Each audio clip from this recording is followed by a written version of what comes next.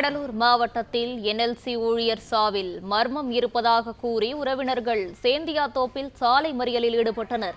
இது குறித்த கூடுதல் விவரங்களை தருகிறார் செய்தியாளர் செல்வகணபதி. வணக்கம் செல்வகணபதி, இது குறித்தான முழு விவரங்களையும் பதிவு பண்ணலாம்.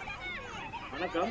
விருத்தாச்சலம் அருகே மணிமுத்தாறில் மர்மமான முறையில் இறந்து கிடந்த கரிவெட்டி கிராமத்தைச் சேர்ந்த இளைஞர் அருண் பாண்டியனின் உறவினர்கள் இன்று சேத்தியத்தோப்பா ராஜீவ்காந்தி சிலை அருகில் நெடுஞ்சாலையில் உருண்டு புரண்டு சாலை மறியலில் ஈடுபட்டனர். நெய்வேலி என்எல்சி நிறுவனத்தில் SMS ஆபரேட்டராக பணிபுரிந்து வந்தவர் 24 வயதான அருண் பாண்டியன் என்பவர். இவர் மர்மமானவர் இறந்து கிடந்த நிலையில் இறப்பில் சந்தேகம் இருப்பதாக கூறி சாலை மறியலில் ஈடுபட்டனர். சென்னை கும்பகோணம் தேசிய நெடுஞ்சாலையில் சாலை மறியல் போராட்டத்தில் ஈடுபட்டதால் தற்போது பரபரப்பாக ஏற்பட்டது. கடலூர் மாவட்டம் சேத்தியாத்தோப்பு அருகே கரிவெட்டி கிராமத்தைச் சேர்ந்தவர் 24 வயதான அருண் பாண்டியன் என்ற இளைஞர். இவர் கடந்த 14ஆம் தேதி நண்பர்கள் மணிகண்டன், சுபாஷ் ஆகியோருடன் வெளியில் சென்ற நிலையில் வீடு திரும்பாதால் பெற்றோர்கள் சேத்தியாத்தோப்பு காவல் நிலையத்தில் அருள் பாண்டியன் காணவில்லை என புகார் அளித்தனர்.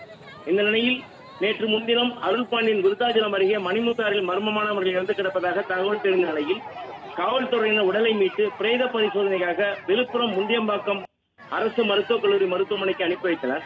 இந்நிலையில் அருள் பாண்டியன் இறப்பில் மர்மம் இருப்பதாக கூறி இறப்பில் சந்தேகமுடைய நபர்களை விசாரணை நடத்தி கைது செய்ய வேண்டும் என்று காவல்துறை மெத்தன போக்கை செயல்படுவதாகவும் குற்றம் சாட்டி உரிய நீதி விசாரணை நடத்தாமல் அலட்சியமாக செயல்படுவதாக காவல்துறையை கண்டித்து அருள் பாண்டியன் உறவினர்கள் கரிவெட்டி கிராமத்தைச் சேர்ந்த கிராம மக்கள் ஆகியோர் சாலை மறியல் போராட்டத்தில் தற்போது ஈடுபட்டனர்.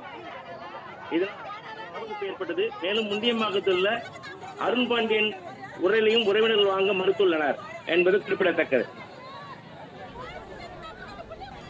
விவரங்களை வழங்கியமைக்கு நன்றி செல்வகணபதி.